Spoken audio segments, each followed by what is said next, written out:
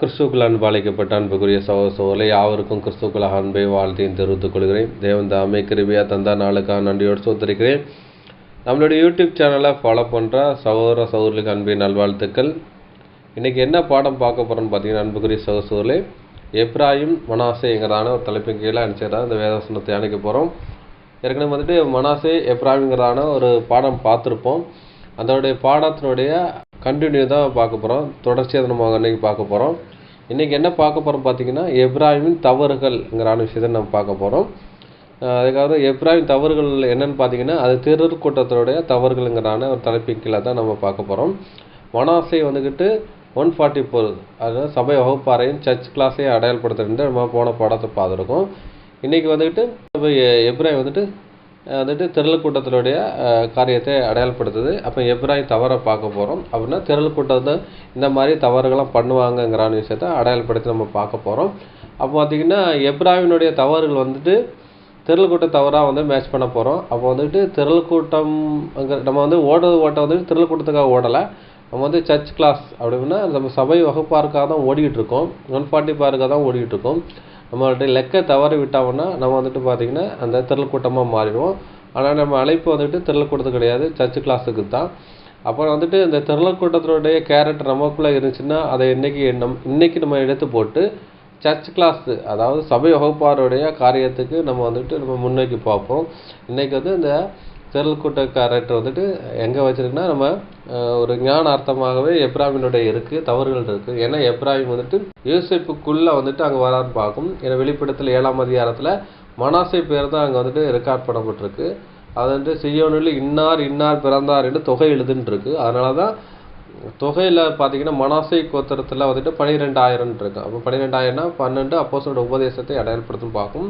அங்கே யோசேப்புன்னு சொல்லி அங்கே போட்டிருக்கு. ஆனால் யோசேப்புக்குள்ளே எப்ராயிம் வரைஞ்சிருக்கான்னு பார்க்கும். யோசேப்பை யாரை அடையாளப்படுத்தினா நம்ம ஆண்டவராக இயேசு கிறிஸ்துவை அடையாளப்படுத்துங்கிறதான விஷயத்தை நம்ம போன பாடத்தில் நம்ம பார்த்துருக்கோம்.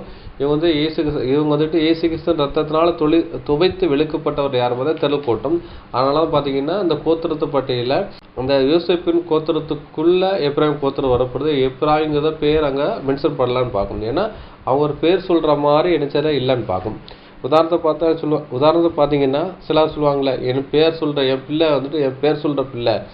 ஒரு பிள்ளை சாதிச்சிட்டோம்னா என்ன சொல்லுவாங்கன்னா, இன்னாருக்கு பிறந்த பிள்ளை அப்படின்னு ஒரு அட்ரஸ் பண்ணோம், அப்போ தானே.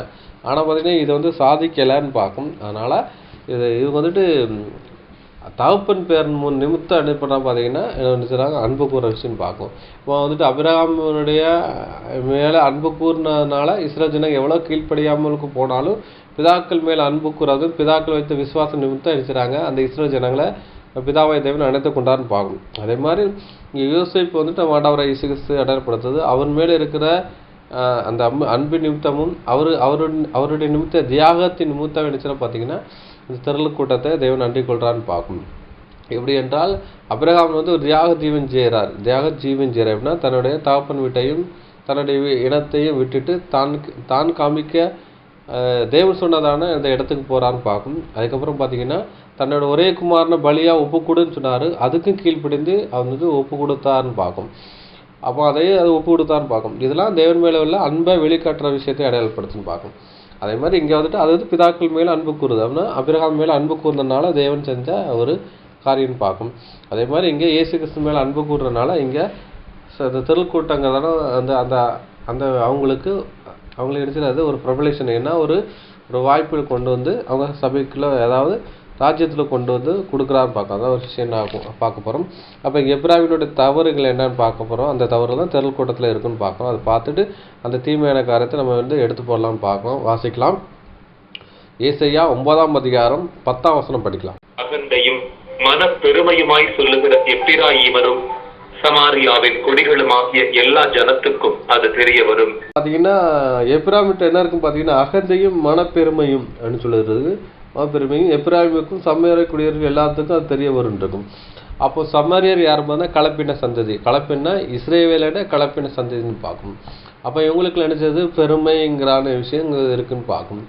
அப்போ சமாரியர் யாருன்னா அங்கே இஸ்ரேவேலில் கலப்பின சந்ததின்னு பார்க்கும். அவங்களுக்கு ஒரு பெருமை இருக்குன்னு பார்க்கும்.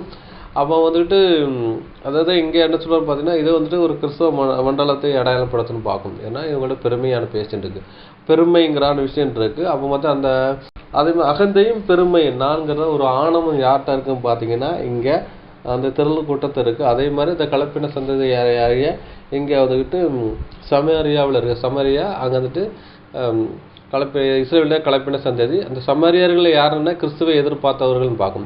அப்போ கிறிஸ்துவை எதிர்பார்க்குற யாருன்னு பார்த்தீங்கன்னா இங்கே கிறிஸ்தவ மண்டலம் பார்க்கும். இங்கே வந்து பெருமையான பேசுகிற அங்கே போப்பு மண்டலத்துக்கு பெருமையாக பேச வாய் இருந்துச்சுன்னு சொல்லப்பட்டிருக்கு பார்க்கும். அதே மாதிரி திரள் கூட்டத்துக்கு பெருமையாக பேசுகிற வாய் இருக்குதுன்னு பார்க்குறோம்.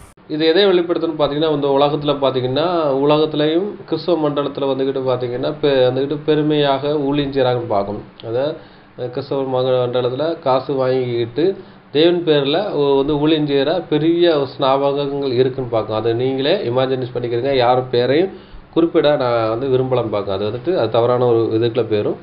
அதனால் அப்படியே ஒரு காரியம் பண்ணுறாங்க. பெருமைக்காக ஊழியஞ்சிற அந்த ஊழியர்களும் பெரிய லெவலில் பண்ணுற ஊழியர்களும் இருக்காங்க பார்க்கும். அவர்களை குறித்து ஒரு தவறான ஒரு பிம்பமும் இருக்குன்னு பார்க்கும். அப்படி விஷயமும் இந்த உலகத்துலேயே சொல்கிறாங்கன்னு பார்க்கும். அவங்கள நல்ல விதமாக சொல்கிறவங்களும் இருக்காங்க, கெட்ட விஷயமாக சொல்கிறவங்களும் இருக்காங்கன்னு பார்க்கும். இப்படி ஒரு இது இருக்குன்னு பார்க்கும். அதான் அந்த அகந்தை மனப்பெருமை இருக்குது. இது யார்கிட்ட இருக்குன்னு பார்த்தீங்கன்னா மனப்பெருமை இந்த 2 கூட்டத்தார்கிட்ட இருக்குன்னு பார்க்கும். அதில் பார்த்தீங்கன்னா இந்த எப்ராஹிம் வகுப்பார்கிட்ட இருக்குது. அது வந்து திரள் கூட்டத்தில் இருக்குன்னு பார்க்கும். அகந்தையும் மனப்பெருமைங்கிற விஷயம் இருக்குது. மனப்பெருமைன்னா அகந்தைன்னா நான்கிற ஒரு ஆணவம் இங்கே இருக்குது. அது வந்துட்டு இங்கே சபைக்குள்ள எங்கே இருக்குது அது நீங்களே புரிஞ்சுக்கிறீங்க. யார்கிட்டையெல்லாம் சபைக்குள்ள அந்த அகந்தையும் வந்து மனப்பெருமை நான்கிற ஆணவம் இருக்கோ அவங்கள யார் திரள் கூட்டம் பார்க்கும். அவங்க மூப்பராக இருக்கலாம், இல்லாட்டி பெரிய ஸ்பீக்கராக இருக்கலாம். அவங்கள்ட்ட இந்த அகந்தை மனப்பெருமை இருந்து அவங்க திரள் கூட்டம் இருக்குன்னு பார்க்கும். அதான் பெருமையான பேசும் வாய் அவங்கள்ட்ட இருக்குன்னு பார்க்கும். அது ஒரு விஷயத்தை அடையாளப்படுத்துன்னு பார்க்கும். படிக்கலாம். ஏசாயா 28:3 அந்த விஷயங்கள் இருக்கும் பார்க்கும். படிக்கலாம். எப்பிராயீமுடைய வெறியரின் பெருமையான கிரீடம் காலால் மிதித்து போடப்படும். அப்போ பார்த்தீங்கன்னா எங்கே சொல்லப்படுது, எப்பிராயீமுடைய வெறியனின் பெருமையான கிரீடம் காலால் மிதித்து போடப்படும் இருக்கும். அப்போ வந்துட்டு அதாவது எப்பிராயீம் என்ன பண்ணுறாங்கன்னா பெருமையில் வெறியாக இருக்கான், நான்கிற ஒரு ஆணவம் இருக்கான்னு பார்க்கும். அந்த மாதிரி விஷயம் இருக்குன்னு பார்க்கும். அதனால் இருக்கிறது பெருமையும் கிரீடம் காலால் மிதித்து போடுவான், நான்கிறான ஒரு ஆணவம் பிடிச்சி அலைகிறான்னு பார்க்கும். எனக்கு நிகர் யாரும் கிடையாதுன்னு பார்க்கும். அப்போ பார்த்தீங்கன்னா இந்த சபைக்குள்ளே கூட சிலவங்க இருப்பாங்க, என்ன பண்ணுவாங்க பார்த்தீங்கன்னா நான்கிற ஆணவம் பிடிச்சிருப்பாங்க. அப்போ பெருமை வெறின்னா எனக்கு ஈக்குவல் யாரும் கிடையாது. அப்படி நீங்கள் அவங்க சபைக்குள்ளே வந்துக்கிட்டு அவங்களை ஈக்குவலாக பாடம் எடுக்கிறவங்க காரியங்களை வந்துட்டாங்கன்னா அவங்கள விழத்தல்றது என்ன உண்டோ எல்லாம் செய்வாங்கன்னு பார்க்கும். நான் போன சபையில் கூட அப்படி தான். ஏன்னா அங்கே உள்ள மூப்பர் என்ன பண்ணிட்டாருன்னு பார்த்தீங்கன்னா தப்பு ஒன்றும் பண்ணல, நான் ஒரு யூடியூப் சேனல் நடத்துக்கிறதுக்கு நான் ஊழியம் பண்ணிகிட்டு இருக்கேன். என் சபையிலேருந்து நீ என்ன ஊழியம் பண்ணுறது, நீ தப்பாக போதிக்கங்கிறார். தப்பாக போதிக்கிற என்ன சொல்கிறான்னு சொன்னால் அது சொல்ல தெரியல. ஏன்னா பொறாமைன்னு பார்க்கும். எப்படி தாவீது வந்து நன்மை தான் செஞ்சான், ஆனால் சவுல் நினச்சினா அவனை பகைத்தான் கொள்ளன்னு தேடினான். அப்படி தானே? அதே மாதிரி நான் சத்தியத்தை ஜனங்களுக்கு போதிக்கிறேன், ஆனால் நம்ம சபையில் இருந்துக்கிட்டு சத்தியம் போதிக்க இவனை ஃபாலோ பண்ணுற ஒரு கிட்டத்தட்ட 1000 பேர் ஃபாலோ பண்ணுறாங்களேன்னு சொல்லி ஒரு பொறாமை நிமித்தம் என்ன பண்ணிட்டாங்க, சபையிலேருந்து என்னைய நீக்கி போட்டான்னு பார்க்கும். அதை சபையில் உள்ளவங்க கேட்குறதுக்கு யாருமே முன் வரலாம் பார்க்கும். ஒரு சில பேர் முன் வந்தாங்க, சிலருக்கு வரலான்னு பார்க்கும். அப்போ ஏன்னா அவர்கிட்ட பேச முடியாது, ஏன்னா நானுங்கிற ஆணவம் பிடிச்சிருக்காரு. அவர்கிட்ட பேசணும்னு நினச்சிடாது, மற்றவங்களே சபையை விட்டு நீக்கி போட்டுவான்னு பார்க்கும். இப்போ நானுங்கிற ஆணவம் பெருமை இருக்கிறவங்க யாரும் பார்த்தீங்கன்னா யாருன்னா இந்த திரள் கூட்டான்னு பார்க்கும். அதுதான் பெருமைன்றது. அது எப்ராஹிம் சொல்லப்பட்டிருக்கு. வெறியனும் பெருமையான கிரீடம்னா நான் தான் மூப்பன், நான் சொல்கிறதான் நாங்கள் சொல்கிறதான் கரெக்டு, எனக்கு அட்வைஸ் பண்ணுறதுக்கு யாரும் கிடையாது, எனக்கு அப்படி அட்வைஸ் பண்ணுற மாதிரி இருந்தால் அவனை தூக்கி வீசிடுவேன். இதுதான் இங்கே சொல்லப்போ கிரீடம்னா நான்கிறது. கிரீடம் எங்கே இருக்கும், தலையில் இருக்கும். அதனால் தலைக்கு இருக்கும் அந்த ஆணவம். அப்படி இருக்கிறவங்க யாரும் பார்த்தீங்கன்னா இந்த எப்ராஹிம் வகுப்பார் அவங்க வந்து திரள் கூட்டத்துக்கு இங்கே சொல்லப்படுதுன்னு பார்க்கும். அடுத்தபடி அன்புக்குரிய சகோதரர்களே, இது வந்து அகந்தைங்கிற விஷயம் சொல்லப்படுதுன்னு பார்க்கும். யாருக்கு? இந்த திரள் கூட்டத்துக்கு. இந்த அகந்தை உள்ளவர்கள்லாம் தேவன் சிதறடிப்பாருங்க விஷயம் சொல்லப்படுதுன்னு பார்க்கும். படிக்கலாம். லூக்கா 1:51. தம்முடைய புயத்தினாலே பராக்கிரமம் செய்தார், இருதய சிந்தையில் அகந்தை உள்ளவர்களை சிதறடித்தார். அப்போ இருதயத்தில் வந்துட்டு அகந்தை உள்ளவர்களை என்ன பண்ணுறா பார்த்தீங்கன்னா அவன் வந்துட்டு சிதறடித்தார்ங்கிற விஷயம் சொல்லப்பட்டுன்னு பார்க்கும். இயேசு கிறிஸ்துவனுடைய பிறப்பை குறித்து எங்கே சொல்ல முடிச்சுட்டு எங்கே சொல்லப்படுது யாருன்னா இயேசு கிறிஸ்து வந்து செய்கிற விஷயத்தை எங்கே சொல்லப்படுது, தம்முடைய புயத்தினால் பராக்கிரம் செய்வார். இதயத்தில் சிந்தையில் அகந்தை உள்ளவரை சிதறடித்தார். அப்போ இயேசு கிறிஸ்து வந்துட்டு இங்க என்ன சொல்றாரு, அவருடைய புயத்தினால் பராக்கிரமம் செய்யார் அப்படின்னா இயேசு கிறிஸ்து புயம்ங்கிறது தோலை அடையாளப்படுத்துது. தோல்ல இயேசு கிறிஸ்து சிலுவை மரத்தை தூக்கி ரேன்சம் ஈடுபலி கொடுக்குறார். அந்த ஈடுபலி யாருக்குன்னா முதற் பலமாகிய சபைக்கும் அதுக்கப்புறம் உலக ஜனத்துக்கும் கொடுக்குறான்னு பார்க்கும். அதுக்கப்புறம் சொல்றாரு, இருதய சிந்தையில் அகந்தை உள்ளவர் சிதறடிக்கிறார். அப்போ வந்துட்டு இஸ்ரேல் ஜனங்கள் நேச்சராகவே அங்கே வந்துட்டு இதயத்தில் வந்துட்டு மேட்டின்மை இருந்துச்சு. அவர் சிதறடிச்சாருன்னா அந்த தேசத்துல இது பண்ணிட்டார் பார்க்கும். அதே மாதிரி இதய சிந்தையில் உள்ளவங்க வந்துக்கிட்டு அகந்தை உள்ள சிதறடிப்பார் அப்படின்னு பார்த்தீங்கன்னா இவங்க இந்த 2ஆம் மரணத்துக்கு கூட போறதுக்கு வாய்ப்பு இருக்கு. இதயத்தில் வந்துக்கிட்டு இதய சிந்தையில் அகந்தை உள்ளவர் சிதறடிப்பார்னா துரத்தி விடப்படாத இதை வந்து அடையாளப்படுத்துன்னு பார்க்கும். அப்போ பலவான்கள் ஆசனத்தில் இருந்து தள்ளி தாழ்மையானவர்களை உயர்த்தினான் இருக்கும். அப்போ வந்து பலவான்கள் ஆசனங்கிறது என்ன பார்த்தீங்கன்னா தேவன் கொடுக்குறதான அந்த பெரிய ஸ்லாக்கியத்தை யாரை தள்ளுறான்னு பார்த்தீங்கன்னா இந்த அகந்தை உள்ளன்னு பார்க்கும். இந்த அகந்தை யாருக்குன்னு பார்த்தீங்கன்னா எப்ராமி வகுப்பாருக்கு இருக்குது. இந்த எப்ராமி யார் பார்த்தீங்கன்னா திரள் கூட்டத்தில் இருக்குது. அந்த திரள் கூட்டத்தில் உள்ளவங்க என்ன சொன்னால் மிஞ்சி பாவம் செய்கிறவங்க தான் எங்கே போவான்னு பார்த்தீங்கன்னா 2ஆம் மரணத்துக்குள்ளே போவாங்கன்னு பார்க்கும். இப்போ பார்த்தீங்கன்னா 1,40,000 லெக்க தவற விட்டவங்க திரள் கூட்டம். அந்த திரள் கூட்டத்தில் கொஞ்சம் நல்ல கேரக்டர் இருக்கிறவங்க எப்படியோ தப்பிச்சிருவாங்க. அதில் ஒஸ்டி கேரக்டர் உள்ளவங்கன்னு பார்த்தீங்கன்னா மிஞ்சி பாவம் செய்கிறவங்க வந்து 2ஆம் மரணத்துக்குள்ளே போவாங்க. இவங்கள்ட்ட என்ன இருக்குன்னு பார்த்தீங்கன்னா இருதய சிந்தையில் அகந்தை உள்ளவர் சிதறடிப்பார். அவங்கள அடித்து துரத்தி விடுறான்னு பார்க்கும். சபையில் இல்லாத அளவுக்கு ஆக்கிடுவான்னு பார்க்கும். இப்போ சபையில் உண்மையாக ஊழியம் செய்கிறவங்கள அடித்து துரத்தி விட்டுருவாங்க. ஆனால் அதே சபையில் பாவ பழக்கத்தோடு இருக்கிறவங்க நினச்சிடுவாங்க ஆதரிப்பாங்கன்னு பார்க்க. ஏன்னா கண்டுக்கூட மாட்டாங்க. இன்னைக்கு சபையில் நீங்கள் ஒழுக்க நிறையோடு இருந்துக்கிட்டு நீங்கள் வந்துட்டு எனக்கு போதிக்கிற பாஸ்டருக்கு மேலே போயிட்டு வைங்களேன் அடித்து அந்த பாஸ்டரும் போதவரை மூப்பரை துரத்தி விட்டுறான்னு பார்க்க. இன்னைக்கு உள்ள நிலவரம் அதான் பார்க்க. இவங்க தான் திரள் கூட்டத்துக்கு போகிறவங்களும் 2ஆம் மரணத்துக்கு போகிறவங்களும் இதை அடையாளப்படுத்தி பார்க்கும். அடுத்தது பார்த்தீங்கன்னா இந்த பெருமை உள்ளவர்களை தேவனிச்சாரு எதிர்த்து நிற்கிறவரா இருக்கிறான்னு பார்க்கும். அதை கூட படிக்கலாம். யாக்கோப்பு 4ஆம் அதிகாரம் 6ஆம் வசனம். அவர் அதிகமான கிருபையை அளிக்கிறாரே, ஆதலால் தேவன் பெருமை உள்ளவர்களுக்கு எதிர்த்து நிற்கிறார், தாழ்மை உள்ளவர்களுக்கோ கிருபை அளிக்கிறார் என்று சொல்லி இருக்கிறது. அவர் அதிகமாக கிருபை அளித்திருக்கிறாரே, ஆதலால் பெருமை உள்ளவர்களுக்கு எதிர்த்து நிற்கிறார், தாழ்மை உள்ளவருக்கு கிருபை அளிக்கிறான் இருக்கு. ஆதலால் கிருபை அளிக்கிறாரு. கிருபை யாருக்கு அளிப்புனா சபைக்கு சிறுவுகள் அளிச்சிருக்காரு. அந்த கிருபை வந்துச்சுன்னா இவங்க வந்து விருதாக பயன்படுத்துகிறாங்க. தேவன் பெருமை உள்ளவருக்கு எதிர்த்து நிற்கிறார், தாழ்மை உள்ளவருக்கு கிருபை அளிக்கிறார்.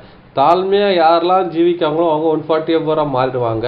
இந்த பெருமையாக ஜீவிக்கிறவங்கள தேவன் எதிர்த்து நிற்கிறார்.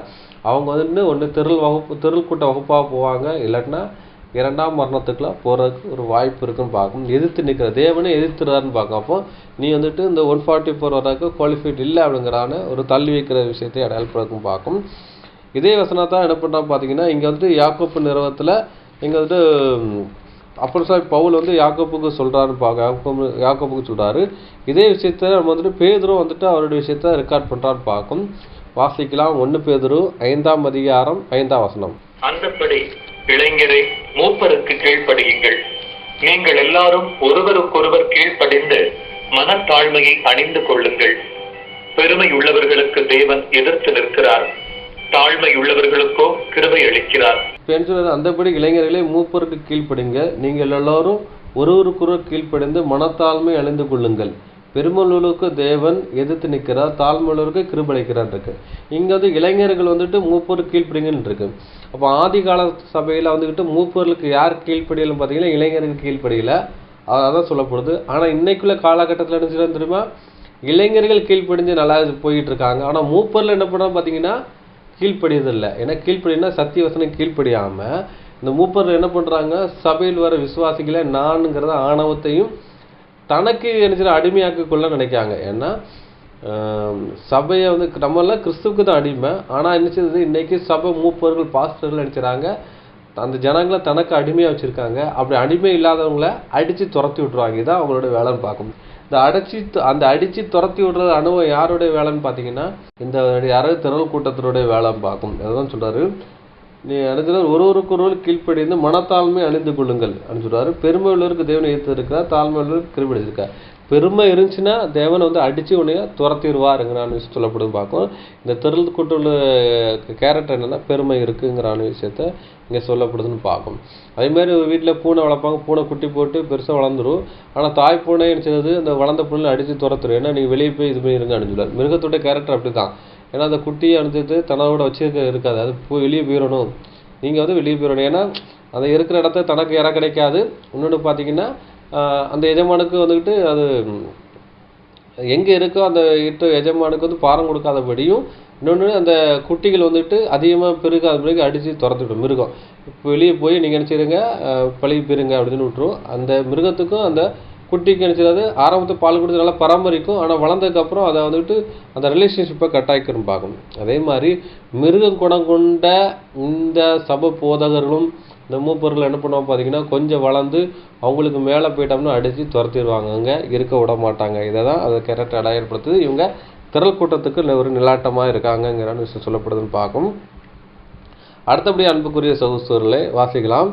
அந்த திரள் கூட்டம் எப்பிராமினுடைய குணாதிசயம் என்ன பார்த்தீங்கன்னா, பொறாமைப்படுற ஒரு விஷயத்தை அடையாளப்படுத்துன்னு பார்க்கும். அதை கூட படிக்கலாம். ஏசாயா 11:13. எப்பிராயீமின் பொறாமை நீங்கும், யூதாவின் சத்துருக்கள் சங்கரிக்கப்படுவார்கள். எப்பிராயீம் யூதாவின் மேல் பொறாமையாயிரான், யூதா எப்பிராயீமை துன்பப்படுத்தான். பார்த்தீங்கன்னா இதான் எப்ராஹிம் பொறாமை நீங்குன்னு இருக்கு. அப்போ எப்ராஹிம் பொறாமப்படுறான்னு பார்க்கும். அது எப்ராஹிம் யூதாவின் மேல் பொறாமையிறான். அதுக்கப்புறம் பார்த்தீங்கன்னா யூதா எப்ராஹிமை துன்பப்படுத்தான் இருக்கு. அப்போ எப்ராஹிம் பொறாமை நீங்கும் அப்படிங்கிற விஷயம் சொல்லப்படுது. அப்போ எப்ராஹிம் எடுத்து பொறாமைப்படுறான்னு சொல்லப்படுதுன்னு பார்க்கும்.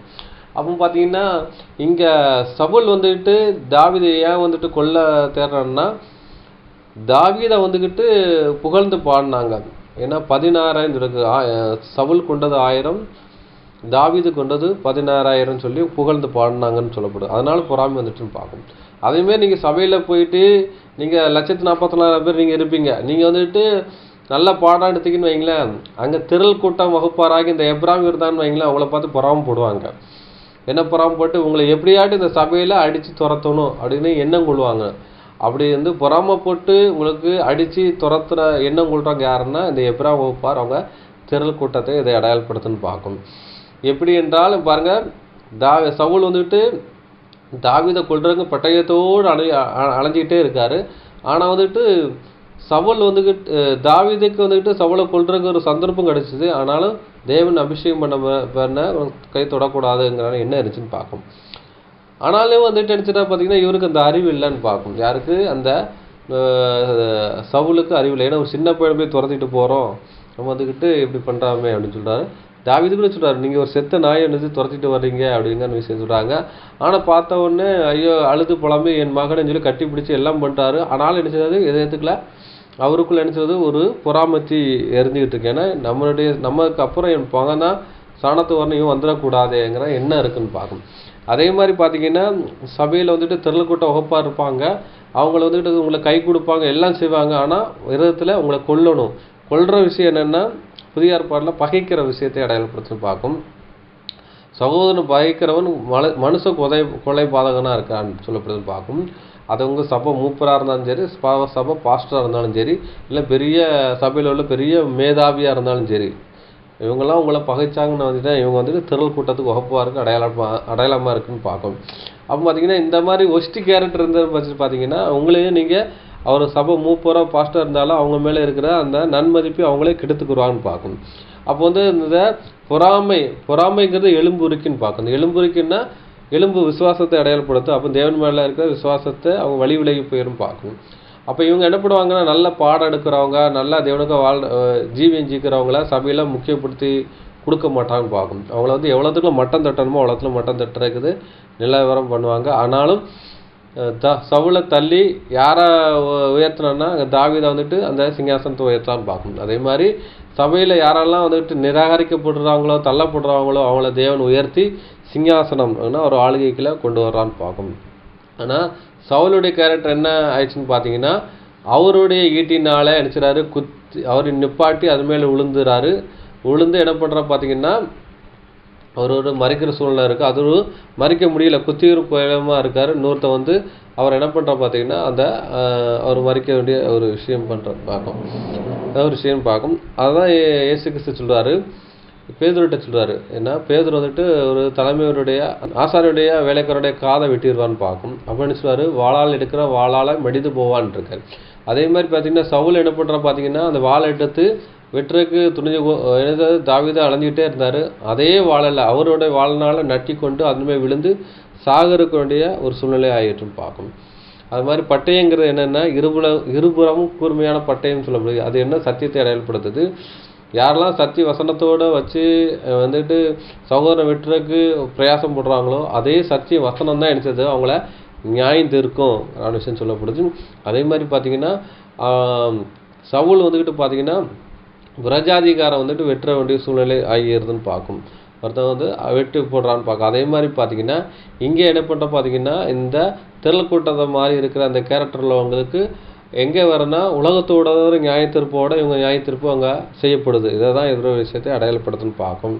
அப்போ பொறாமை குணம் உள்ளவர்கள் யாரை அடையாளப்படுத்துனா இந்த திரள் கூட்டத்தாரை இதை அடையாளப்படுத்துதுங்கிற விஷயம் சொல்லப்படுதுன்னு பார்க்கும். வாசிக்கலாம். 1 பேதுரு 2:22 அப்போஸ்தலன் பவுல் வந்துக்கிட்டு இந்த பொறாமை குணத்தை குறித்து அவர் வந்து சொல்கிறான்னு பார்க்கும். படிச்சிடலாம். 1 பேதுரு 2:2 சகல துர்க்குணத்தையும் சகலவித கபடத்தையும் வஞ்சகங்களையும் பொறாமைகளையும் சகல புறங்குறதை ஒழித்து விட்டுருக்கு. அப்போ பார்த்தீங்கன்னா என்ன சொல்கிறார் பார்த்தீங்கன்னா இங்கே வந்துட்டு பொறாமைகளையும் ஒழித்து விட்டுங்கிட்டு அவன் சகலவில் துர்க்குணத்தை இந்த துர்க்குணத்தில் தான் எது வரும் பார்த்தீங்கன்னா கபடத்தைன்னு சொல்கிறதுக்கு வஞ்சனைங்கிறது பொறாமைங்கிறது.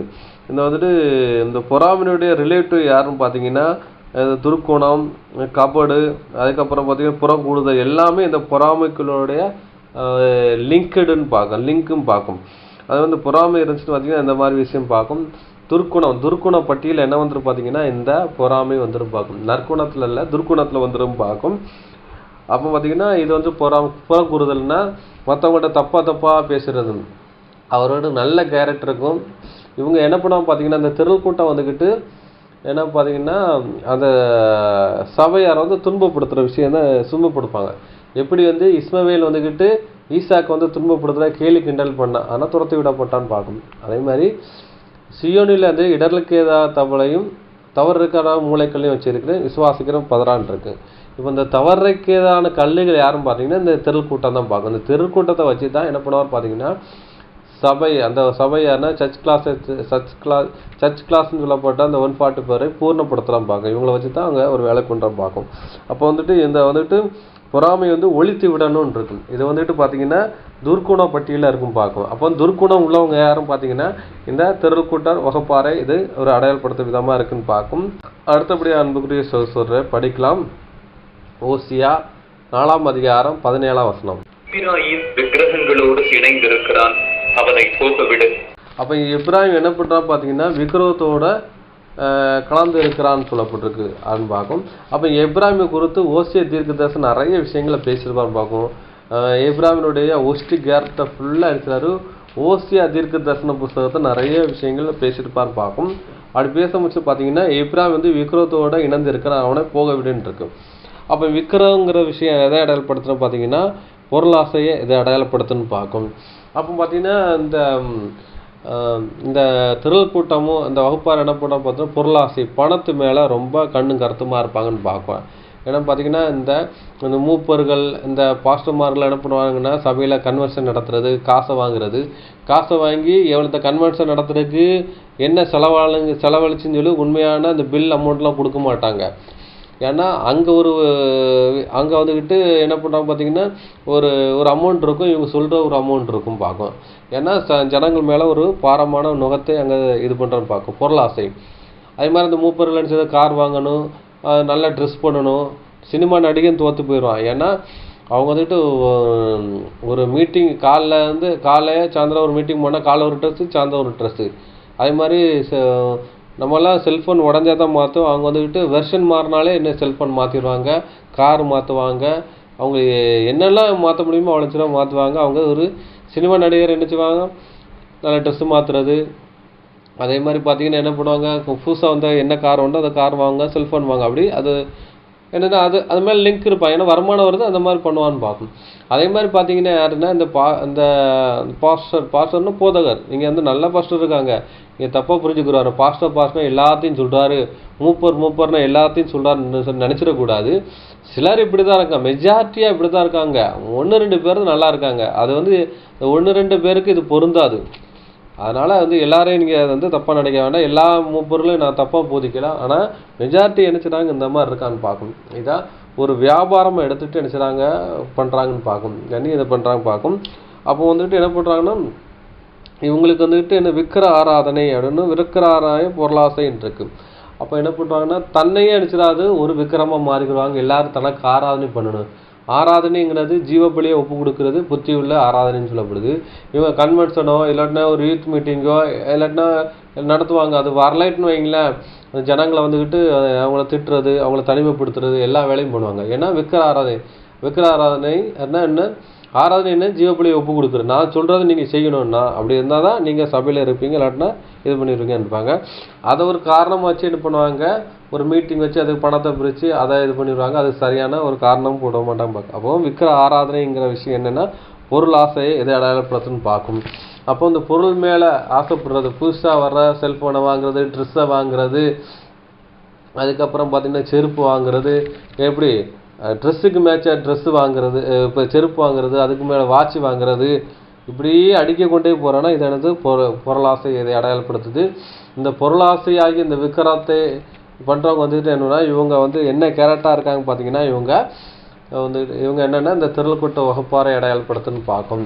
அப்போ தன்னை அலங்கரித்து சிங்காரிச்சிக்கிட்டு தன்னை கிறிஸ்து மாதிரி இருக்கணும். கிறிஸ்துவன்றது ஒரு தாழ்மையோடு இருந்தார். ஒரு தாழ்மையான ஜீவிக்கிறவங்க தான் யாரும் பார்த்தீங்கன்னா சபை வகுப்பார். பொருளாசை வெர்ஷன் என்னென்ன வெர்ஷன் எப்படிலாம் வருதோ அதோட பின்னாடி உலகத்தோடு பின்னாடி போகிறவங்க வந்துட்டு இந்த பொருளாசை விக்கிரத்துக்கு அடையாளப்படுத்தும் பார்க்கும். இந்த விக்கிர ஆராதனை பொருளாசைக்கு நிலாட்டமாக சொல்லப்படுதுன்னு பார்க்கும். வாசிக்கலாம். எபேசியர் 5:5 படிக்கலாம்.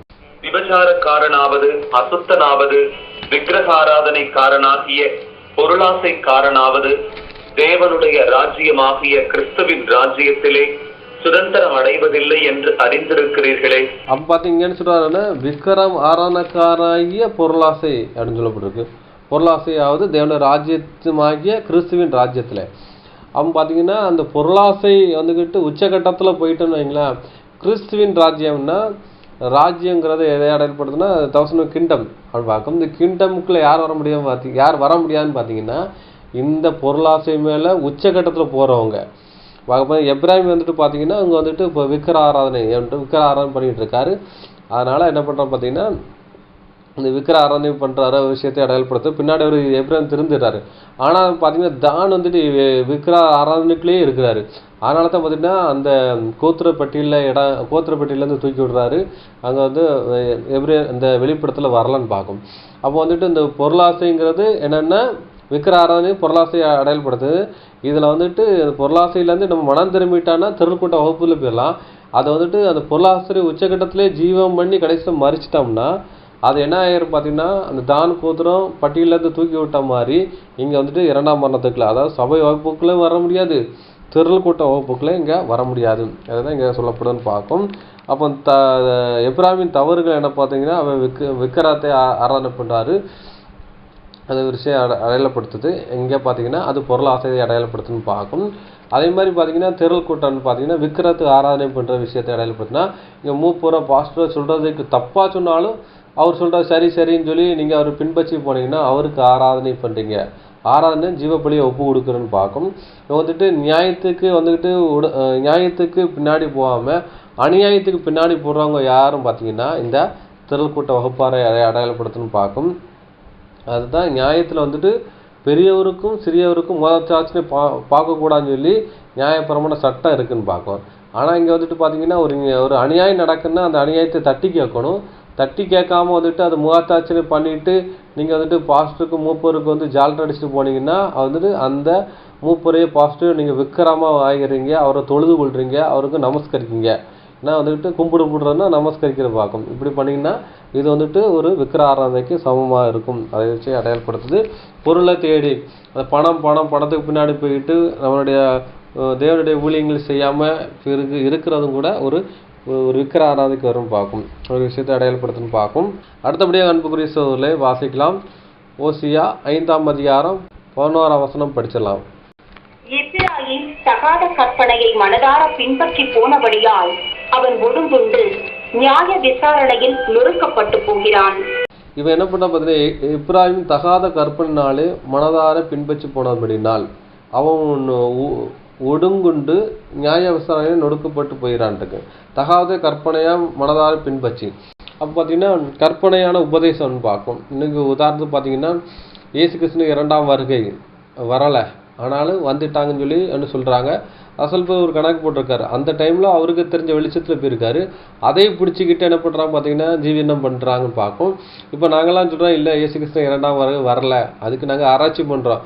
ஆராய்ச்சி பண்ணி வேத வசனத்துக்கு அது இசைவாயில் அந்த காலக்கணக்கு தப்பாக இருக்குன்னு சொன்னால் நாங்கள் வந்துட்டு இயேசு கிறிஸ்து 2ஆம் வருகை வரலன்னு சொன்னோன்னா நாங்கள் துருபதேசம் பேசுகிறோம்னு சொல்லி எங்களை நினச்சிடாங்க சபையில் வச்சு தள்ளி வச்சிடறாங்க. இன்றைக்கி சத்தியத்தை சத்தியமாக நாங்கள் சொல்கிறதையும் நினச்சிடாங்க தப்புன்னு இது பண்ணிடுறாங்க. அப்போ கற்பனையாக உபதேசம் பண்ணுறவங்களை என்ன பண்ணுறாங்க பார்த்தீங்கன்னா சபையில் தூக்கி வச்சிடறாங்கன்னு பார்க்கும். அப்போ சபைக்கு சபை நினச்சிடாது பார்த்தீங்கன்னா ஒவ்வொரு உபதேசம் இருக்குது. அந்த உபதேசத்தை பின்பற்றுறவங்கள தான் அந்த சபையில் வச்சுருப்பாங்க, இல்லாட்டினா சபையை விட்டு தள்ளி வச்சுருவாங்கன்னு பார்க்கும். உதாரணம் பார்த்தீங்கன்னா வேதமானவர்களில் இந்த ராஜ்யம் ஸ்டார்ட் ஆகிட்டுன்னு சொன்ன சகோதரர் ராஜ்யம் ஸ்டார்ட் ஆகிட்டு ராஜ்யத்துக்குள்ள தான் இருக்கணும் அப்படின்னு நீங்கள் சொன்னீங்கன்னா நீங்கள் அந்த சத்திய மார்க்கத்தில் இருப்பீங்க. இல்லை ராஜ்யம் வரலை உயிர்த்தல் இல்லை அப்படின்னு சொன்னீங்கன்னா அங்கேருந்து உங்களை தூக்கி அடிச்சிருவாங்க.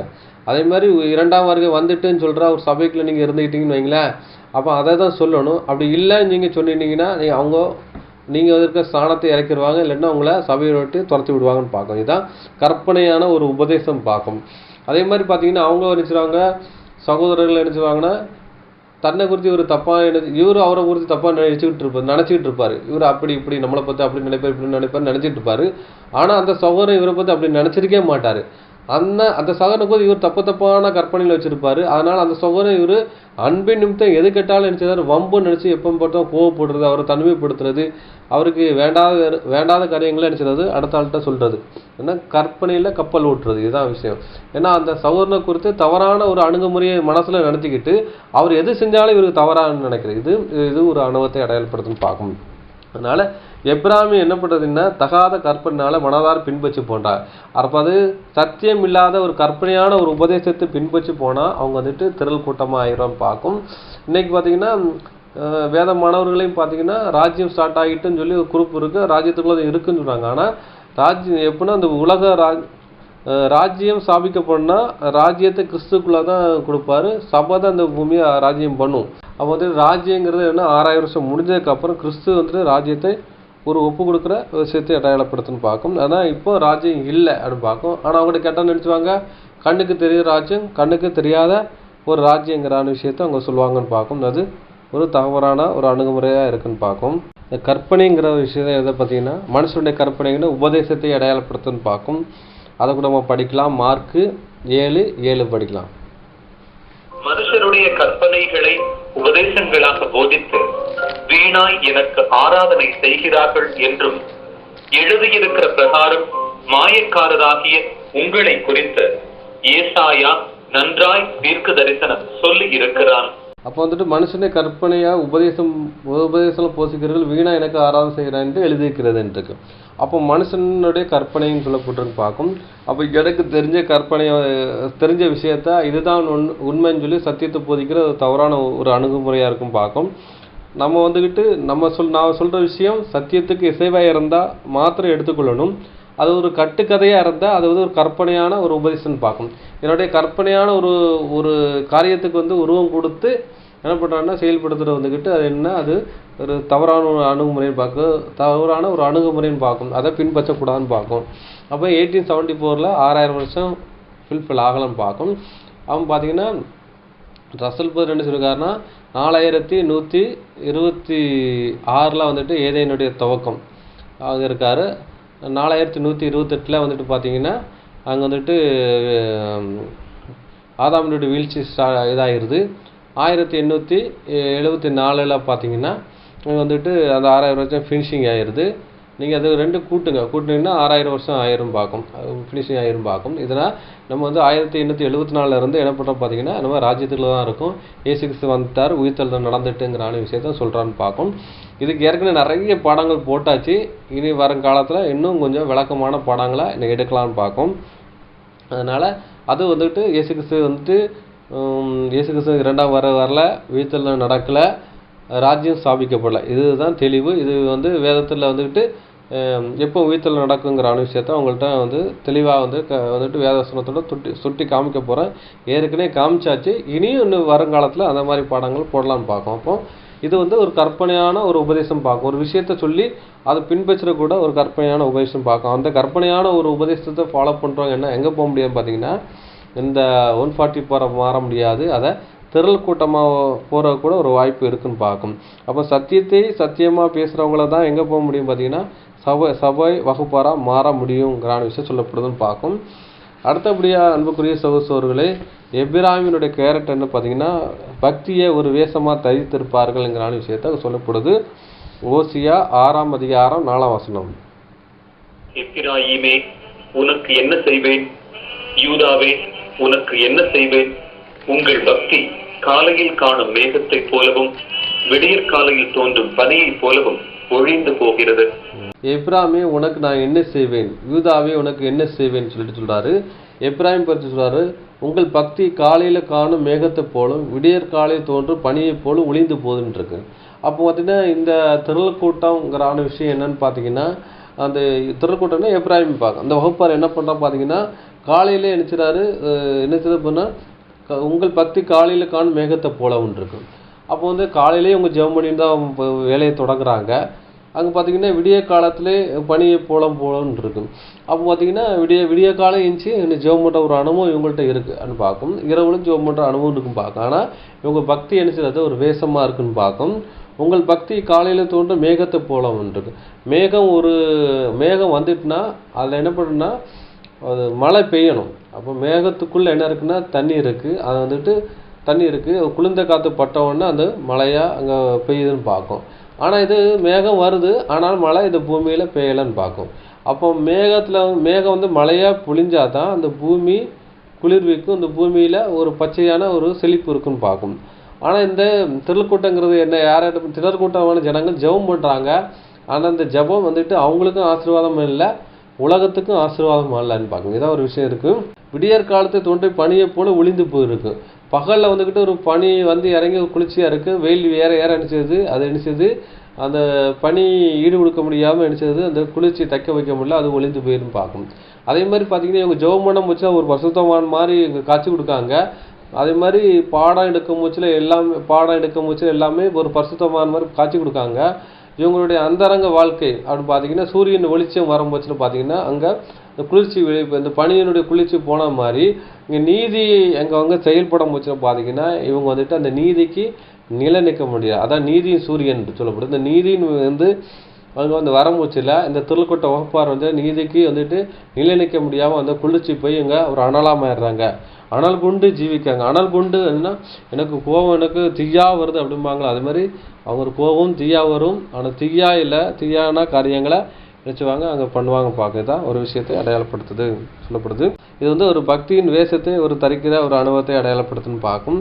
அதை கூட படிக்கலாம். 2 தீமோத்தேயு 3ஆம் அதிகாரம் 5-6 வசனங்கள் படிக்கலாம். தேவ பக்தியின் வேஷத்தை தரித்து அதின் பலனை மறுதலிக்கிறவர்களாயும் இருப்பார்கள். இப்படிப்பட்டவர்களை நீ விட்டு விலகு. 6. பாவங்களால் நிறைந்து பற்பல இச்சைகளால் இழுப்புண்டு தேவ பக்தியின் வேஷத்தை தரித்து கொண்டு அந்த பலனை மறுதலிக்கிறவா இருப்பார்கள். இப்படிப்பட்டவர்களும் விலகுன்றது. அப்போ தேவ பக்தியின் வேஷத்தை தரித்து கொண்டு பலனை மறுதலிக்கிறா இருப்பாங்கன்றது. அவங்க வந்துட்டு அவங்க நினைச்சுறாங்க தேவ பக்தி இருக்கிறாங்க, ஜெபம் பண்ணுவாங்க, ஜெபம் பண்ணி தான் நினைச்சுறாங்க, தேவனுடைய சத்தியங்கள் பேசுவாங்க, எல்லாம் பண்ணுவாங்க. பேசுகிற சத்தியத்தின்படி ஜீவனமே இருக்காது. பேசுவாங்க மணி கணக்கில் பேசுவாங்க, 2 மணி நேரம் தண்ணி குடிக்காமல் பிரசங்கம் பண்ணுவாங்க. ஆனால் பிரசங்கம் பண்ணதுக்கும் ஜீவியத்துக்கும் அங்கே நினைச்சது வேல்யூ இருக்காது. அதான் சொல்கிறாங்க தேவ பக்தியின் வேஷத்தை தரித்து அதன் பலனை மறுதளிக்கிறாங்க. அவங்க கேட்டது அவங்க போதிக்க சத்தியத்தின்படி அவங்க வாழலை. அதை மறுதளிக்கிற விஷயம் என்னென்னா, அதுபடி ஒரு வாழ்க்கை ஜீவியம் இல்லைன்னு வைங்களேன், பேசுகிற சத்தியத்துக்கு ஒரு வாழ்க்கை இல்லாட்டினா அதை மறுதளிக்கிறதுக்கு சமம்னு பார்க்கும்.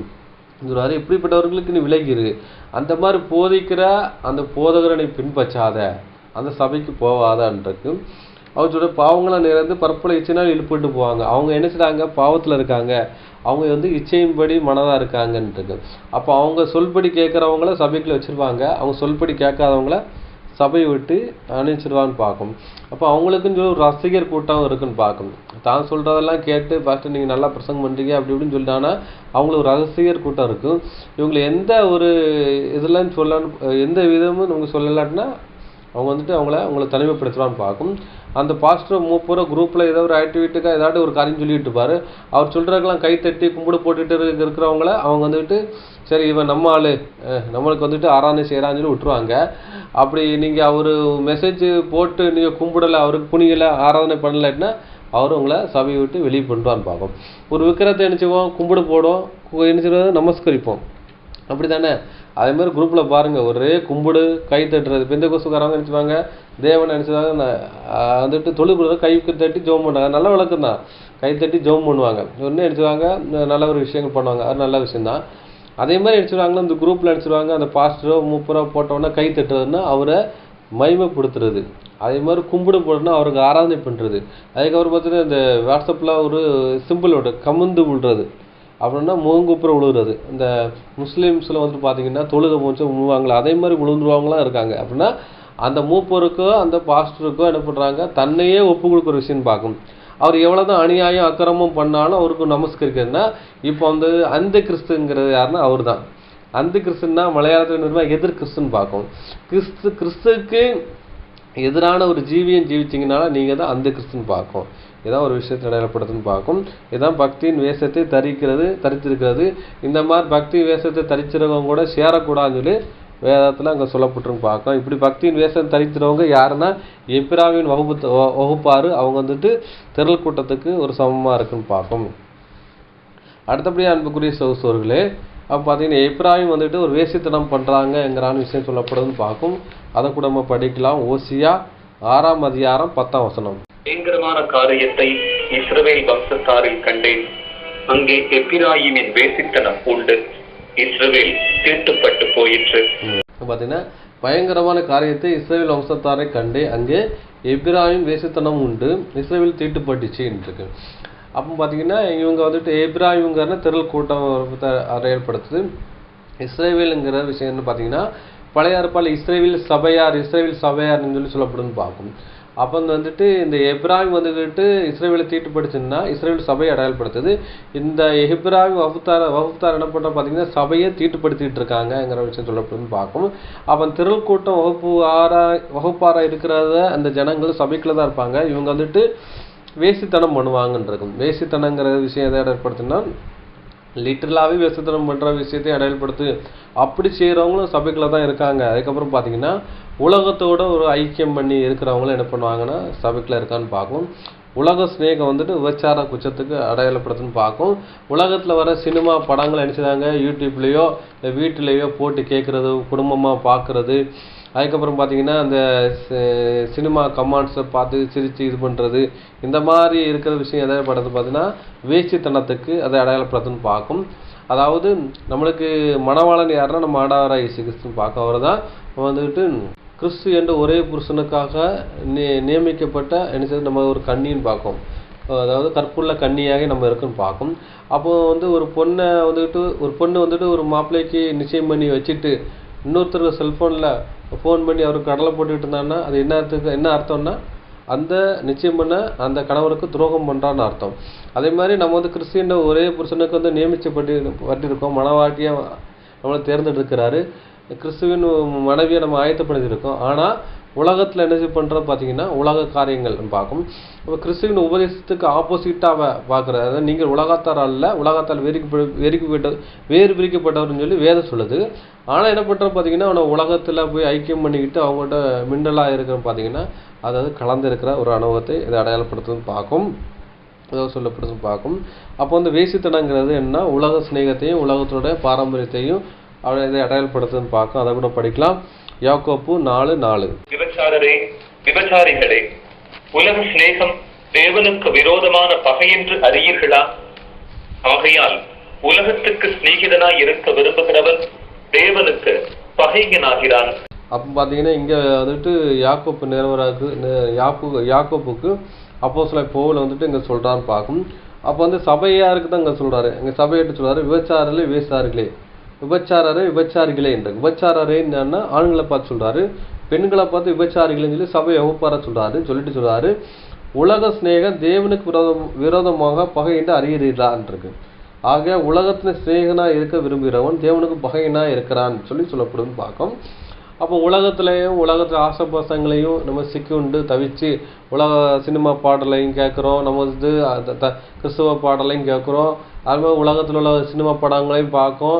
ஆனாலும் சத்தியத்தில் இருக்குன்னு சொன்னோன்னா இது வந்துட்டு இந்த உலகத்தை பிரியப்படுத்துகிற விதமாக இருக்குன்னு பார்க்கும். ஆனால் இப்படிப்பட்டவர்கள் யாரும் பார்த்தீங்கன்னா இந்த திரள் கூட்டார் வகுப்பாரை இதை அடையாளப்படுத்துன்னு பார்க்கும். அடுத்தபடி அன்புக்குரிய சகோதரர்களே, அதுக்கப்புறம் பார்த்தீங்கன்னா எப்பிராயிம் பார்த்தீங்கன்னா அந்நிய ஜனங்களோட கலந்துருக்கிறான்ங்கிற விஷயத்தை சொல்லப்படுதுன்னு பார்க்கும். அதை கூட படிக்கலாம். ஓசியா 7ஆம் அதிகாரம் 8ஆம் வசனம். எப்பிராயிம் அந்நிய ஜனங்களோட கலந்திருக்கிறான், எப்பிராயிம் திருப்பி போடாத அப்பம். அப்போ பார்த்தீங்கன்னா எப்பிராயிம் வந்துட்டு பார்த்தீங்கன்னா அந்நிய ஜனத்தோட கலந்துருக்கான், எப்பிராயிம் திருப்பி போடாத அப்பம் இருக்கும். அப்போ திருப்பி போடாத அப்பம்ங்கிற விஷயத்துனா அந்த ஆஃப் ஆயில் அடையல், நம்ம ஊரில் வச்சுன்னா ஆஃப் ஆயில் இருக்கும். ஆம்லேட்டாக சொல்லுவான், ஆம்லேட்டை வந்துட்டு மாற்றி போடவான்னு கேட்பான் மாஸ்டர். இல்லைப்பா அரவேக்காடு அப்படின்னு சொல்லுவான். ஒரு பரோட்டா கடையில் போனோன்னா கேட்பா ஆம்லேட் போடவான்னு கேட்டால் இல்லை அரவேக்காடுன்னா இந்த ஆம்லேட்டை மாற்றி போடாமல் இருக்கும், இல்லாட்ட போட்டு டக்குன்னு எடுத்துருவாங்க. அது பார்க்க ஆஃப் ஆயில்னு பார்க்கும். அதை தான் வந்து ஆஃப் ஆயில், அது அரவேக்காடும்பாங்க. ஆஃப் ஆயிலுங்கிறது அப்படி தான் உடச்சி போட்டு அப்படி தர்றது வந்து ஆஃப் ஆயில், அரவேக்காடும் பார்க்கும். அது மாற்றி போட்டால் ஃபுல் பாயிலும் போகும். அதே மாதிரி இந்த திருப்பி போட அப்பங்கிறது அரவேக்காடுன்னு சொல்லுவோம். இந்த அரவேக்காடு எதை அடையாளப்படுத்தினா ஒருத்தர் திட்டுறது கூட ஒரு அரவேக்காடுப்பா அப்படிமா. அரவேக்காடுனா புத்தி இல்லாதவனே அரவேக்காடுமோ, பைத்தியக்காரனை கூட அரவேக்காடுமோ, அவனா ஒரு சரியான ஒரு இது இல்லை அப்படின்னு சொல்லுவோம் பார்க்கும். அதுமாதிரி இந்த முட்டையை வந்துட்டு ஃபுல்லாக வேக வச்சு சாப்பிடாம ஆஃப் ஆயிலாக சாப்பிட்டானா அதில் வந்து நுண்கிரீம் இருக்குமா, நுண் தொச்சு இருக்குமா. அப்படி சாப்பிட்டா ஜீரணமாகறதுக்கும் பிரச்சனை, நம்மளுக்கு ஒரு உபாதை வரும்னு சொல்லி டாக்டர் அட்வைஸ் பண்ணுறாங்க. அதனால் ஆஃப் ஆயில் சாப்பிடக்கூடாதுன்னு சொல்கிறாங்க. அதாவது ஃபுல்லாக வேக வச்சு சாப்பிடணும்னு சொல்கிறாங்க. அதுமாதிரி இந்த அரவேக்காடுங்கிறது என்னென்னா இந்த அரவேக்காடு தான் கிருமி ஃபார்ம் ஆகுறதுன்னு பார்க்கணும். அதே மாதிரி பார்த்தீங்கன்னா இந்த அரவேக்காடாக இருக்க இந்த எப்ராஹிம் எழுதுனா இவனால் கிருமி ஃபார்ம் ஆகுறதுன்னா இவனால் ஒரு என்னென்னா சபைக்குள்ள பிரச்சனை வர்றதுக்கு காரணமாக இருக்குன்னு பார்க்கும். இவன் என்ன பண்ணுறான் பார்த்தீங்கன்னா அந்நிய ஜனங்களோட கலந்து இருக்கிறான் இருக்கான். அந்நிய ஜனங்களோடு கலந்து இருக்கிற விஷயம் என்னென்னா இவன் வந்து அந்நிய சபைக்குள்ள தான் இருப்பான், எல்லாம் பண்ணுவான். அவனுக்கு பொண்ணு எடுக்கும் போச்சு பார்த்தீங்கன்னா அவன் உலகத்தில் போய் பொண்ணு எடுத்துட்டு மறுபடியும் நினச்சிவான் சபைக்குள்ளே வருவான், இல்லைன்னா சபைக்கும் வர மாட்டான். இது யாருன்னு பார்த்தீங்கன்னா இந்த திருக்கூட்ட வகுப்பாறை தான் இதை அடையாளப்படுத்துன்னு பார்க்கும். ஏதோ ஒரு விஷயம்னு சொல்கிறாங்க. அந்நியரோட கலந்துருப்பான். இவன் சபை வகுப்பாரோட இருக்க மாட்டான். சண்டை ஆராதனைக்கு வருவான், ஏதாட்டும் கூட்டத்துக்கு வருவான். மற்றபடி என்ன செய்வான், இவனுடைய ஐக்கியம் ஃபுல்லாக அந்நிய ஜனத்தோட கலந்து இருக்கிற விஷயமும் கமெண்ட் பண்ணுறது இது பண்ணுறது அப்படி தான் இருப்பான். உலகத்தோட ஃபேஸ்புக்கு வாட்ஸ்அப்பில் நினச்சி தான் தன்னோட டைமை வேஸ்ட் பண்ணியிருக்காதான் அந்நியரோட கலந்துருக்கிறது. அப்போ நீங்கள் லிட்டரலாகவே இன்னொருத்தர் அந்நியரோட கலந்துருக்க விஷயம் அது வேறு, அது ஒரு அனுபவம். இன்னொன்று பார்த்தீங்கன்னா ஃபேஸ்புக்கு வாட்ஸ்அப்பில் உட்காந்து சத்தியத்துக்கு இல்லாத வேற ஒரு காரியத்தை நீங்கள் பார்த்துக்கிட்டே இருந்தீங்கன்னு வைங்களேன், இதுதான் அந்நியரோட கலந்து இருக்க விஷயத்தை அடையாளப்படுத்தி பார்ப்போம். அப்போ யூடியூப்பில் உண்மையாக நல்ல சத்தியங்கள் இருக்குது, நம்ம வேதத்துக்குரிய சத்தியங்கள் இருக்குது, அதை நம்ம அதிகமாக பார்க்குறோமா, இல்லை உலகத்தினுடைய காரியங்களை அதிகமாக கேட்டு நம்ம அறிவை பிரயோஜனப்படுத்துக்கிறோமா? அப்போ வேதத்தினுடைய காரியங்களை நம்ம கேட்டு பயனடைஞ்சால் நம்ம வேதத்தில் அறிவில் தேர்னா இருப்போம். நீங்கள் உலகத்தினுடைய காரியங்களை கேட்டு பயனடைஞ்சிங்கன்னா அப்போ உலகத்தில் கடந்து உலக ஞானம் தான் இருக்கணும் இல்லையா, தேவ ஞானம் இருக்காதுன்னு பார்க்கணும். அப்போ வந்துட்டு அந்நியரோட கலந்து இருக்கக்கூடாதுங்கிறான விஷயத்த வேதம் நம்மளுக்கு சொல்லப்படுதுன்னு பார்க்கும். அதை தான் நம்ம படிக்கலாம். அப்போ பவுல் வந்து குழந்தையருக்கு சொல்கிறாருன்னு பார்க்கும். நீங்கள் அந்நிய நோகத்தில் நீங்கள் பிணைக்கப்படாது இருங்கள்ங்கிறான விஷயம் சொல்கிறான்னு பார்க்கும். 2 கொரிந்தியர் 6ஆம் அதிகாரம் 14-15 வசனம் படிக்கலாம். அந்நிய நுகத்திலே அவிசுவாசிகளுடன் பிணைக்கப்படாதிருப்பீர்களாக. நீதிக்கும் அநீதிக்கும் சம்பந்தமேது? ஒளிக்கும் இருளுக்கும் ஐக்கியமேது? 15 கிறிஸ்துவுக்கும் பேலியாளுக்கும் இசைவேது?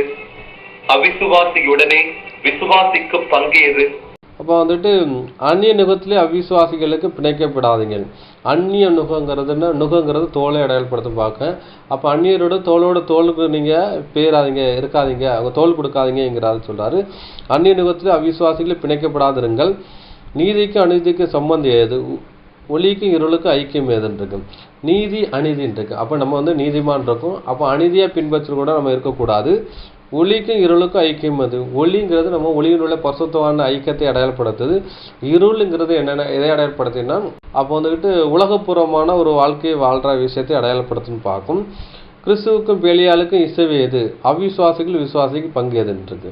அப்போ கிறிஸ்துவில் பேலியால் இருக்கும். இந்த பேலியால் யாருன்னு பார்த்தீங்கன்னா பழைய ஏற்பாட்டில் பேலியால்னா துன்மார்க்கவனோட ஜனங்கள்னு பார்க்கும். இவங்க என்ன பண்ணுவாங்கன்னு பார்த்தீங்கன்னா இவங்க என்ன சொல்லுவாங்கன்னா ஏதாட்டி ஒரு காரியங்கள் துன்மார்க்கமாக ஏதாட்டி ஒரு காரியங்கள் செய்யணும், இல்லாட்டி யாரையாட்டு கொல்லணும் அப்படின்னு பார்த்தீங்கன்னா பழைய ஏற்பாடில் எப்படி பார்த்தீங்கன்னா இந்த பேலியால் மக்கள்கிட்ட அவங்கள்ட்ட சொன்னாங்கன்னா அந்த காரியங்கள் வந்துட்டு அவங்க செய்வான்னு பார்க்கும். இவங்க வந்துட்டு கூலிக்காக வந்துட்டு கூலிப்படை மாதிரி தான். இந்த பேலியல் மக்கள் வந்து கூலிப்படை, காசு கொடுத்தா எதுனாலும் பண்ணுவாங்க. அந்த மாதிரி ஒரு கூலிப்படை தான் என்ன பார்த்தீங்கன்னா பழைய ஏற்பாடில் அந்த பேலியால் மக்கள்ன்றப்போ வந்து அந்நிய ஜாதிகள் இவங்கள்ட்ட ஈவு இறக்கம் எதுவுமே இருக்காது. இவங்கள்ட்ட அந்த மாதிரி இருக்கும். இந்த மாதிரி இருக்கிறவங்கள்ட்ட வந்து காசு கொடுத்தா எதுவுமே செய்வாங்கன்னு பார்க்கணும். பொய் சாட்சி சொல்லும் போது பார்த்தீங்கன்னா இந்த பேலியால் மக்களை தான் கொண்டு வந்து பொய் சாட்சி சொல்லுவாங்க. காசு கொடுத்தா எதுனாலும் செய்வாங்க. அந்த மாதிரி அனுப்பாமல் பார்க்கும். அதே மாதிரி இந்த பேலியாளுக்கும் கிறிஸ்துவுக்கும் பேலியால் மக்களுக்கு இசைவு எதுன்னா அப்போ பார்த்தீங்கன்னா ஒரு துன்மார்க்கமான ஒரு ஜனங்களோட நம்ம வந்து ஐக்கியப்படுத்துறது வந்துக்கிட்டு பார்த்தீங்கன்னா இதை அடையாளப்படுத்துறது. குடிக்கிறவங்க இவங்களுக்கு வந்துட்டு தேவனுக்கு உங்களுக்கு சம்மந்தமே இருக்காது. அது தேவ பக்தியே எங்களுக்கு அந்த வாசனமே இருக்காது. இப்போ உலகத்தில் பார்த்தீங்கன்னா அவங்க இந்துக்களோ இல்லாட்டினா வேறு எந்த சமயம் இருந்தாலும் அவங்களுக்கு ஏதோ ஒரு கடவுள் ஒரு பயம் இருக்கும். அப்படி இருந்தாலும் அவங்க நினச்சிவாங்க உலகத்தில் ஒரு பாவம் செய்யக்கூட யோசிப்பான் பார்க்கும். ஆனால் அந்த உலகத்திலே இருக்கிற அந்த தெய்வத்துக்கு பயப்படாத வந்துட்டு எதுக்குமே அஞ்ச மாட்டான்னு பார்க்கும். அந்த மாதிரி ஒரு கேரக்டர் இருக்குன்னு பார்க்கும். அந்த மாதிரி கேரக்டர் உள்ளவங்க நினச்சி பார்த்தீங்கன்னா அந்த மாதிரி கேரக்டர் உள்ளவங்கள்ட்ட நம்ம வந்து ஐக்கியப்படக்கூடாதுன்னு இருக்குது. அதுதான் இங்கே சொல்லப்படுது. அந்நிய நோகத்தில் நம்ம ஐக்கியப்படக்கூடாதுன்னு ஒரு விஷயம் சொல்லப்பட்டிருக்கு. அதே மாதிரி சபைக்குள்ள இருந்துக்கிட்டு சபையில் விவாகம் பண்ணணும். அது போக அந்நியரோட விவாகம் பண்ணக்கூடாதுங்கிறான விஷயத்த இங்கே சொல்லப்படுது. அது வந்து ஐக்கியம் கிடையாதுங்கிறான விஷயத்த இங்கே சொல்லப்படுது. இது ஒரு அனுபவத்தை அடையாளப்படுதுன்னு பார்க்கும். அப்போ திருப்பு போடாத அப்பங்கிறது என்ன அறவேக்காடு அடையாளப்படுது. அறவேக்காடுங்கிற விஷயம் என்ன எதை அடையாளப்படுத்தினா புத்தி இல்லாதவர்களை இதை அடையாளப்படுத்த விதமாக இருக்குன்னு பார்க்கும். அப்போ வந்து தெளிந்த புத்திகளாக இருக்கல் எடுங்கிறான விஷயத்த கொரிந்தியருக்கு சொல்லப்படுதுன்னு பார்க்கும். அதை படிக்கலாம். 2 கொரிந்தியர் 5:13 படி. நாங்கள் பைத்தியம் கொண்டவர்கள் என்றால் தேவனுக்காக அப்படி இருக்கும். தெளிந்த புத்தி உள்ளவர்கள் என்றால் உங்களுக்காக அப்படி இருக்கும். இப்போ வந்துட்டு அறவேக்காடுனால நினைச்சவங்க பைத்தியக்கார அப்படின்னு சொல்லுவாங்களா, அதே மாதிரி தான் இருக்குன்னு சொல்லுவாங்க. அப்போ பார்த்தீங்கன்னா அந்த அறவேக்காடு மாதிரி இருக்குன்னா ஒரு புத்தி இல்லாத ஒரு இதாக இருக்குது. அதாவது அறவேக்காடுங்கிறது என்ன ஒரு பைத்தியக்காரத்தை அடையாளப்படுத்துது. இவங்க என்ன பண்ணுவாங்க பார்த்தீங்கன்னா அந்த எப்ராஹிம் வகுப்பாராகிய அந்த வந்துட்டு எப்ராஹிம் வகுப்பார தெருக்கூட்டம்னு சொல்லுவாங்கன்னா பைத்தியம்னு என்ன பண்ணுவாங்கன்னா அதுலேயே இருப்பாங்க. குடிக்கு அடிமையாடுப்பா, பைத்தியமாக இருக்கம்பா. அது படம்னா போதும் ஒரு பைத்தியமாக இருக்கான், சாப்பாடுனா ஒரு பைத்தியமாக இருக்கான். பைத்தியங்கிறது என்னென்னா தான் செய்கிறதா சரிங்கிறதால ஒரு கேரக்டரோடு இருக்கிற இதுதான் இந்த பைத்தியங்கிறான விஷயம் சொல்லப்படுன்னு பார்க்கும். இந்த பைத்தியம் வந்து உலகத்தில் என்ன நடக்கிறலாம் தெரியாது, தான் செய்கிறதா சரின்னு சொல்லிட்டு போகிறது பார்க்கும். அதே மாதிரி இந்த திருக்கூட்ட வகுப்பாக இருந்துச்சுன்னா பைத்தியக்கார மாதிரி தான் செய்கிறதான் கரெக்டு, மற்றவங்கெல்லாம் கரெக்ட் கிடையாது. எனக்கு நீ அட்வைஸ் பண்ணாத, இல்லைன்னா எனக்கு வந்துட்டு எனக்கு அட்வைஸ் பண்ணுறது பிடிக்காது, மற்றவங்களே நான் சொல்கிறது நான் கேட்க மாட்டேன் அப்படிங்கிறான விஷயம் சொல்கிறது. அதுதான் பைத்தியங்கிறது. ஆனால் இங்கே என்ன சொல்ல பார்த்தீங்கன்னா நாங்கள் பைத்தியம் கொண்டவர்களா என்றால் தேவனுக்கு அப்படியா இருக்கிறோம். அப்போ நம்ம என்ன பண்ணோம்னா தேவனுக்குள்ள தான் பைத்தியமாக இருக்கணும் ஒழியா என்ன முடியாதுன்னா மற்றவங்களுக்கு பைத்தியமாக இருக்கக்கூடாது. தெரிந்த புத்தி உள்ளார்கள் என்றால் உங்களுக்கு அப்படியே இருக்கணும். அப்போ நாங்கள் பைத்தியம் கொண்டவராக இருந்தால் தேவனுக்காக அப்படி இருப்போம் இருக்கும். அப்போ நம்ம தேவனுக்காக பைத்தியமாக இருக்கணும் இல்லையா, மற்ற எதுக்காக பைத்தியமாக இருக்கக்கூடாது. எங்கள் பாஸ்டர் சொன்னால் தான் கரெக்டு, எங்கள் மூப்பர் சொன்னால் தான் சொல்லி பைத்தியமாக இருக்கக்கூடாதுன்னு சொல்லப்படுது. அதே மாதிரி ஒரு பொண்ணை ஒருத்தர் லவ் பண்ணுவான். அவன் பொண்ணை வீட்டில் உள்ளவங்களுக்கு மற்றவங்களுக்கு பிடிக்காது, இல்லைன்னா அந்த பொண்ணு வீட்டாரையும் பிடிக்கல, இந்த பொண்ணுடைய கேரக்டர் சரியில்லாத குடும்பம். அவன் வீட்டுக்காரங்க சொல்லுவாங்க வேண்டாம்ப்பா அது சரியில்லைன்னா, இல்லை அந்த பொண்ணை தான் கெட்டுவேன் அப்படி சொல்லுவாங்க பார்த்தீங்களா. அப்போ என்ன சொல்லுவாங்க, அந்த பொண்ணு மேலே ஒரு பைத்தியமாக இருக்கான்ப்பா அப்படின்னு சொல்லுவாங்க. அதே மாதிரி இந்த பைத்தியமாக இருக்குன்னா இதுதான் எனக்கு இப்போ தான் வேணும், இது வேண்டாம் அப்படிம்பாங்க. அதே மாதிரி இந்த விஷயந்தான் எனக்கு வேணும், இந்த இதுதான் வேணும் அப்படின்னு சொல்லி பின்பற்றி போகிறாங்க பார்த்தீங்களா. இது வந்துக்கிட்டு ஒரு அறவைக்காடு, இது வந்து ஒரு பைத்தியத்தை அடையாளப்படுத்துன்னு பார்க்கும்.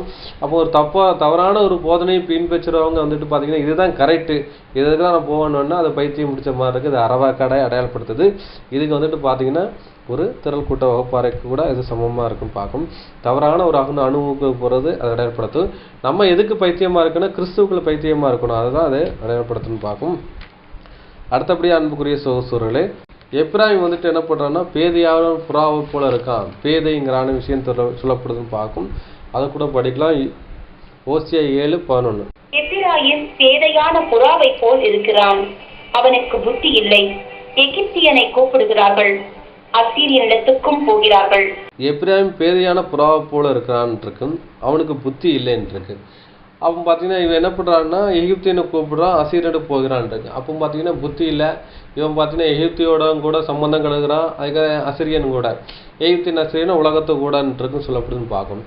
இப்போ இவங்க என்ன பண்ணுறாங்க பார்த்தீங்கன்னா இந்த எப்ராயிம் என்ற இந்த திரள்கூட்ட வகுப்பார் என்ன பண்ணுறாங்க பார்த்தீங்கன்னா இவங்க வந்து சபைக்குள்ளே இருக்காங்க, இவங்க வந்துட்டு எகிப்து உலகத்துலேயே நினச்சா சம்பந்தம் கலந்து இருக்காங்க, அப்போ ஒன்றியத்து இருக்காங்க, இவங்க புத்தி இல்லைன்னு சொல்லிருக்கு.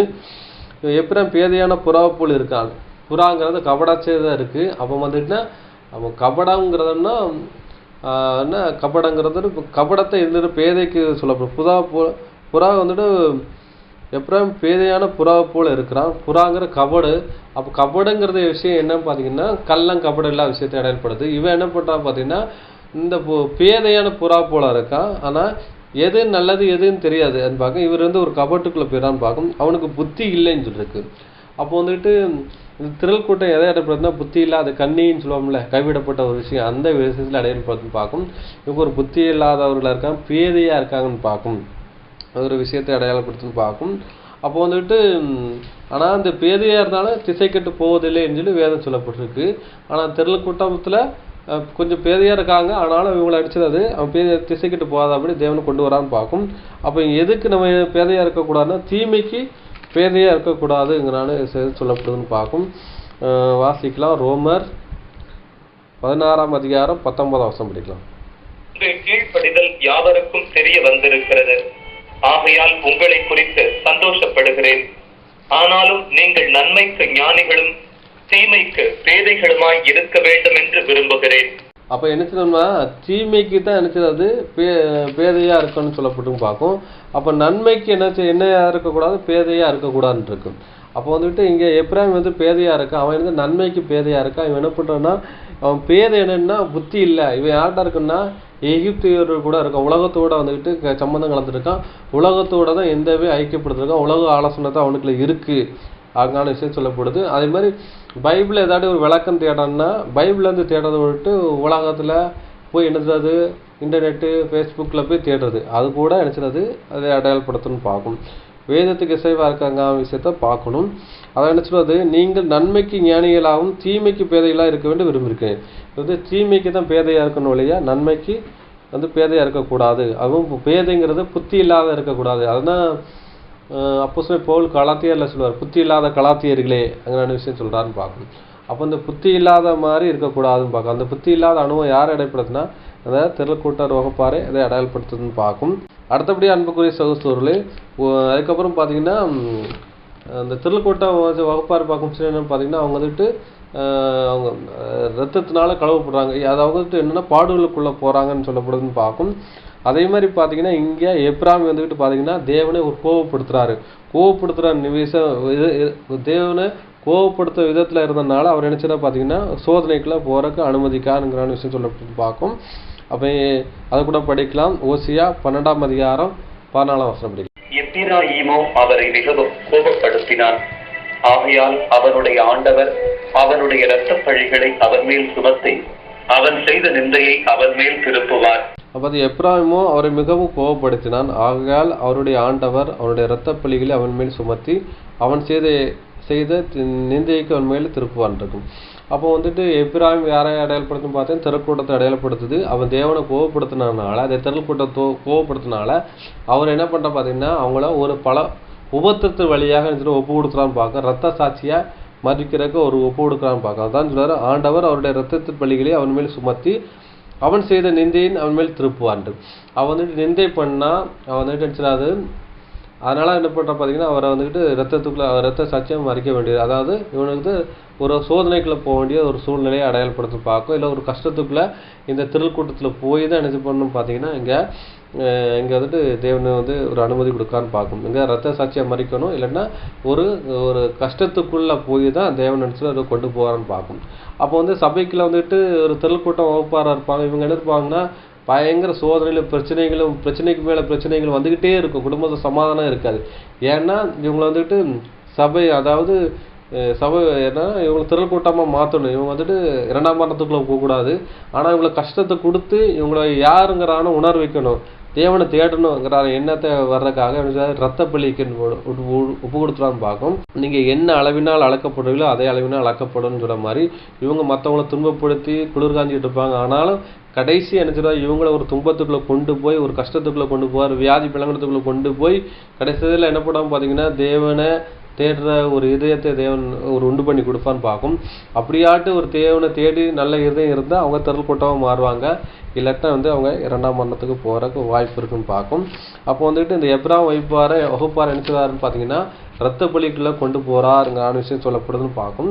அதே மாதிரி நம்ம வெளிப்படுத்தல் வந்துக்கிட்டு 7ஆம் அதிகாரம் 9, 10, 13 படிக்கும் பார்த்தீங்கன்னா இங்கே திரள் கூட்டம் எங்கே போகுதுன்னு பார்த்தீங்கன்னா ரத்தத்துக்குள்ளே போகுது அப்படிங்கிற விஷயத்தை பார்க்கும். இரத்த சாட்சியை மறிக்கிற விஷயத்தை சொல்லப்படுது பார்க்கும்.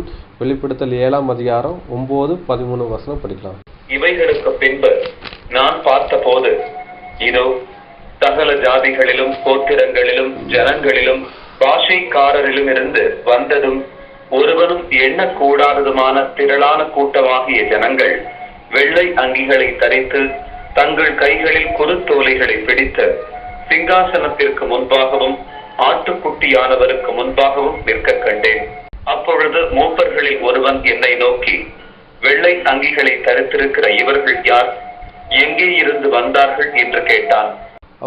இவங்க யார் பார்த்தீங்கன்னா இவர்களை நான் பார்த்த போது சகல ஜாதிகாரிலும் சகல பாஷைக்காரர்களும், அதாவது சகல கோத்திரங்களிலும் சகல ஜாதிகாரர்களும் வந்து ஒருவனும் எண்ணக்கூடாத திரளான கூட்டமாய் ஜனங்கள் வெள்ளை அங்கியை தரித்து கொண்டு தங்கள் கையில் குருத்தோலை பிடித்து கொண்டு என்ன சொன்னா ஓசானா ஓசானான்னு சொல்லி சொன்னாங்க. அவரும் குருத்தோலைங்கன்னா எங்களை ரெச்சியும்ங்கிறத அர்த்தத்தை அடையாளப்படுத்துது.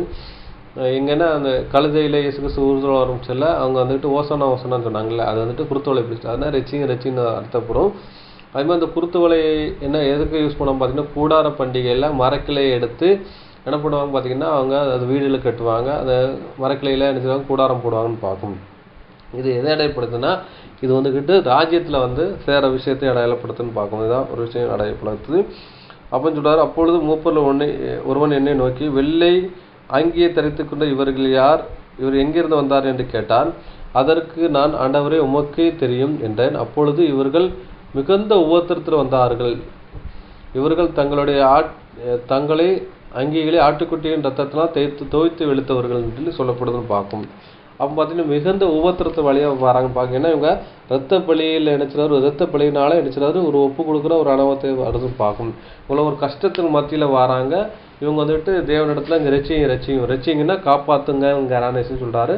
தேவன் வந்து தூக்கி எடுக்கிறாங்கங்கிற விஷயம் சொல்லப்படுதுன்னு பார்க்கும். அதே மாதிரி இங்கே எப்ராமையும் தேவன் தூக்கி எடுக்கிறாரு. எப்ராமி வகுப்பார் வந்துட்டு ஏன்னா ராஜ்யத்தில் வந்ததாக வஞ்சது மாதிரி இங்கே என்ன சொல்வது வந்துக்கிட்டு தீர்க்கதரிசனம் சொல்லப்படுது பார்க்கும். இந்த எப்ராஹிம் வகுப்பார் யாருன்னு திருக்கூட்டம், அது அடையாள பாசத்தை சொல்லப்படுது. அதை விட நம்ம படிக்கலாம். எரேமியா 31ஆம் அதிகாரம் 9, 12, அதுக்கப்புறம் 13, அதுக்கப்புறம் 19, அதுக்கப்புறம் 20. அழுகையோடும் விண்ணப்பங்களோடும் வருவார்கள், அவர்களை வழி நடத்துவேன். அவர்களை தண்ணீருள்ள நதிகள் அண்டைக்கு இடராத செம்மையான வழியிலே நடக்க பண்ணுவேன். இஸ்ரவேலுக்கு நான் பிதாவாய் இருக்கிறேன், எப்பிராயீம் என் சிரேஷ்ட புத்திரனாய் இருக்கிறான். அவர்கள் வந்து சீயோனின் உச்சியிலே கெம்பீரித்து கர்த்தர் அருளும் கோதுமை, திராட்சரசம், எண்ணெய், ஆட்டுக்குட்டிகள், கன்றுக்குட்டிகள் என்பவைகளாகிய இந்த நன்மைகளுக்காக ஓடி வருவார்கள். அவர்களுடைய ஆத்து நீர்ப்பாய்ச்சலான தோட்டம் போல் இருக்கும். அவர்கள் இனி தொய்ந்து போவதில்லை. இங்க என்ன சொல்றா, அழுகையோடு விண்ணப்பங்களோடு வருவார்கள், அவர்கள் வழி நடத்துவேன். அப்படின்னா பார்த்தீங்கன்னா அங்கே ராஜ்யத்தில் வந்து அழுகையோடு இருந்து வர்றாங்க, கண்ணீரோடு வராங்க. அவர் வழி நடத்துவேன். அவர்கள் தண்ணீரில் உள்ள நதியிலே இடராதபடி செம்மையான வழியிலே நடக்க பண்ணுவேன். இஸ்ரேலுக்கு நான் பிதாவாக இருப்பேன். எப்ராஹிம் என் சேஷ புத்திரன். அப்போ இஸ்ரேல் ஜனங்களும் ராஜ்யத்தில் வந்துடுறாங்க. எப்ராஹிம் சேஷ புத்திரன்னா எப்ராஹிம் யாரை அடையப்படுறது? திரள் கூட்டத்தை அடையப்படுறது. சேஷபுத்திரன்னா முதற் பலன் இருக்கும். இவங்க சத்தியத்தினால சத்திய வசனால ஜெனிப்பிக்கப்பட்டவர்கள். அதனால இங்கே நினைச்சத ராஜ்யத்தில் கொண்டு வரங்கிற விஷயம் சொல்றாரு. அவர்கள் சியோனில் உச்சியிலே கெம்பீரித்து, சியோனில் உச்சிங்கிறது ராஜ்யத்தை அடையாளப்படுத்துது. அப்போ தேவனுடைய ராஜ்யம் எப்படி ஸ்தாபிக்கப்படும்? கொடுமுடியில் ஸ்தாபிக்கப்படுன்றது. கொடுமுடிங்கிறது எங்கே ஏற்படுத்துனா மலைன்னு கொடுமுடி அடையாளப்படுது. கொடுமுடினா பர்வதத்தின் கொடுமுடின்னு சொல்லப்படுது. ராஜ்யத்திற்கு ஒரு கொடுமுடி எதுன்னு பார்த்தீங்கன்னா சென்ட்ரல் பிளேஸ் எதுனா இஸ்ரேல் ஜனம் பார்க்கும். இந்த இஸ்ரேல் ஜனங்களில் அவர் ராஜ்யம் ஸ்டார்ட் பண்ணுறாருன்னு பார்க்கும்.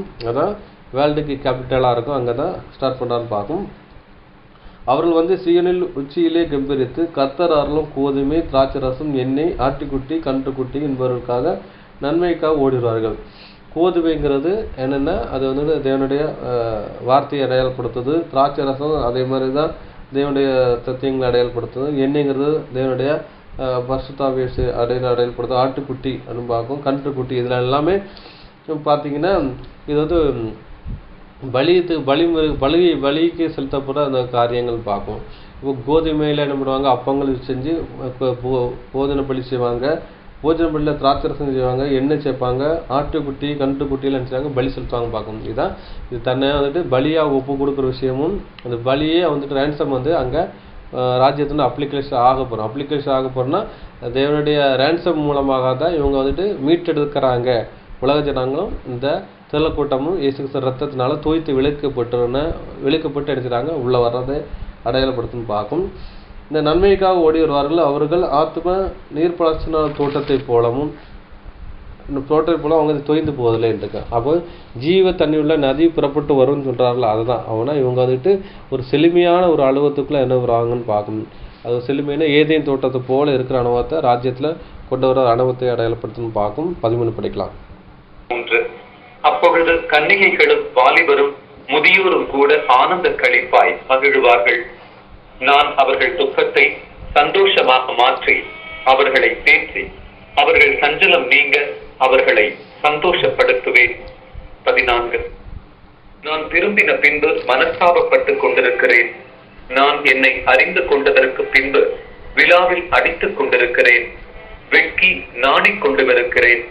என் இளவயதின் நிந்தையை சுமந்து வருகிறேன் என்று எப்பிராயீம் துக்கித்து புலம்பிக் கொண்டிருக்கிறதை நிச்சயமாய் கேட்டேன்.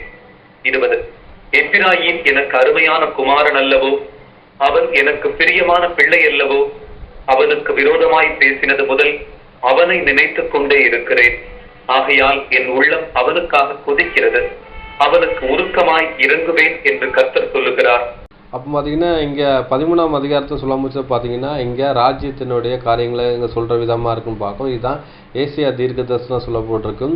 அப்பொழுது கன்னிகர்களும் வாலிபர்களும் முதியர்களும் கூட ஆனந்த களிப்பாய் மகிழ்வார்கள். நான் அவர்களை துக்கத்தை சந்தோஷமாக மாற்றி அவர்களை தேய்ச்சி அவர்களை சஞ்சலம் நீங்க அவர்களை சந்தோஷப்படுத்துவேன். இதுனா ராஜ்யத்தில் தான் நடக்கும். உலக ஜனத்துக்கும் இங்கே திரள் கூட்டத்துக்கும் கொடுக்குறதான ஒரு ஆசிரியத்தை அடையாளப்படுத்துது. அதுக்கப்புறம் 19ஆம் வசனத்தை சொல்லமுச்சில் நான் திரும்பின பின்பு மனசாவப்பட்டு கொண்டிருக்கிறேன். யார் பார்த்தீங்கன்னா திரள் கூட்டம் மனசாவப்படுதான் தனதுக்காக. எப்படி என்றால் அந்த பேதுரு இயேசு கிறிஸ்துவே தெரியாது அவனை அறியன்னு சொல்கிறாரு. அதுக்கப்புறம் பார்த்தீங்கன்னா மனசாவப்படுறான்னு பார்க்கும். அதே மாதிரி யூதாஸ் இயேசு கிறிஸ்துவை காட்டி கொடுக்காரு. அதுக்கப்புறம் பார்த்தீங்கன்னா இயேசு கிறிஸ்து சிலுவையில் ஒப்பு கொடுத்ததுக்கப்புறம் மனசாவப்பட்டு அவர் அழுகுறான்னு பார்க்கும். மனசாவப்படுறான்னு பார்க்கும். அதே மாதிரி பார்த்தீங்கன்னா இந்த திரள் கூட்டமும் நினைச்சிட்டா தேவனோட ஊழியர் இப்போ அது மனசாவப்படுது பார்க்கும். மனசாவப்பட்டு நான் திரும்பின பின்பு மனசாவப்பட்டு கொண்டு இருக்கிறேன். நான் என்னை அறிந்து கொண்டதற்காக பின்பு விழாவில் அடித்து கொண்டு இருக்கிறேன். விழாவில்னா மார்பிள் அடித்து நினைச்சிடாது. அதாவது நான் செய்த தப்பு தான் மார்பிள் அடிக்கிறாரு பார்க்கும். அதாவது விழாவில் அடிக்கிறது. மார்பிள் அடித்து கொண்டு வெக்கி நாணி கொண்டிருக்கிறேன். என் இளவயது நிந்தையை சுமத்து வருகிறேன். நான் இளவயதுன்னா அந்த பூமியில் ராஜ்யத்தில் என்னெல்லாம் தவறு பண்ணினேன் எப்படிலாம் பண்ணினேன்னு நினச்சி நினைச்சிடாது. அதை நினச்சி ஃபீல் பண்ணது. இளவயது நிந்தையிலே சுமந்து வருகிறேன். என்று எப்பிராமி துக்கித்து புலம்பு கொண்டிருக்கிறதை நான் நிச்சயமாக கேட்பேன். இப்படி திரள் கூட்டம் வந்துக்கிட்டு தான் செய்த தப்பை மனசாவை போட்டு அதை அழுகுறான்னு பார்க்கும். எப்படி பேதுரு வந்துக்கிட்டு மனசாவை போட்டு அழுகிறத தேவன் உச்சி நோக்குறார், அதே மாதிரி யூதாசையும் உச்சி நோக்குறார். அதே மாதிரி தான் திரள் கூட்டத்தினுடைய காரியங்களை உச்சி நோக்குறார். எப்ராம் எனக்கு அருமையான குமாரன் அல்லவோ, அவன் எனக்கு பிரியமான பிள்ளை அல்லவோ. எப்ராம்னா திரள் கூட்டம் என்னுடைய குமாரன் தான், அவன் சேஷ புத்திரன், அவனுக்கு சத்திய வசனத்தினால ஜெனிப்பிக்கப்பட்டவன் தான், அவனை எனக்கு பிரியமான அல்லவன் தான், அவன் தான் அப்படி கவனிச்சு சொல்றாரு. அவனுக்கு விரோதமாக பேசினது முதல் அவனை நினைத்து கொண்டே இருக்கிறேன். ஆனால் தவறு பண்ண அவனை நிறைய விஷயங்களை பேசின எல்லாம் பண்ண, ஆனாலும் அவன் நினைத்து கொண்டே இருக்கிறேன். ஆகல என் உள்ளம் அவனுக்காக கொதிக்கிறது, அவனுக்கு உருக்கமாய் இறங்கவே என்றார். ஆனால் திரள் கூட்டம் திரள் கூட்டத்துக்காக தேவன் என்ன பண்ணுறார் பார்த்தீங்கன்னா, அவரும் வேதனைப்படுறார், உருகிறாரு. ஏன்னா ஒரு கலசம் தண்ணி கொடுத்தாலும் பிரதிபலன் காண்பாயின் என்று சொல்லப்பட்டிருக்கு. இவங்க தேவனுடையக்காக ஊழியம் செய்கிறாங்க, தேவனுடைய சத்தியங்கள் மற்றவங்களுக்கு எடுத்து உரைக்காங்க, தேவனுடைய கான்ட்ரிபியூஷன் மற்ற காரியங்கள் உடல் உழைப்பு எல்லாம் பண்ணியிருக்காங்க. ஆனாலும் இவங்க சில தவறுகள் பண்ணியிருக்காங்க. ஆனாலும் தேவன் நினைச்சிட்டாரு, அவங்க விடலை, கைவிடலை, அவங்கள கூட்டி சேர்த்து ராஜ்யத்தில் கொண்டு வர அவங்களுக்கு ஒரு உயிர் பிச்சை கொடுக்கான்னு பார்க்கும். இப்போ திரள் கூட்டத்துல இருந்து மிஞ்சி பாவம் செய்கிறாங்க தான் 2ஆம் மரணத்துக்குள்ள போகிறான்னு பார்க்கணும். திரள் கூட்டம் வகுப்புன்னு கிடையாது, இவங்க 144 1,40,000 அழைக்கப்பட்டிருக்காங்க. இதெல்லாம் லெக்க தவறி விட்டவர்கள் தான் இந்த திரள் கூட்டம். இதில் மிஞ்சி பாவம் செஞ்சு துணிகரமாக பாவம் செய்வங்க இவங்க 2ஆம் மரணத்துக்கு போவான்னு பார்க்கணும். இதுதான் இதோட காரியம் பார்க்கணும். அப்போ இங்கே எப்ராவின் தவறுகள் திரள் கூட்டத்தினுடைய தவறுகளாக இருக்குன்னு சொல்லி நம்ம பார்த்தோம். இந்த திரள் கூட்ட தவறுகள் இருந்துச்சுன்னா நம்ம இன்றையே எடுத்து போட்டுவிட்டு நம் சபையின் வகுப்பார மாறணும். மனாசை போல ஒரு மாறணும்னு பார்க்கும்.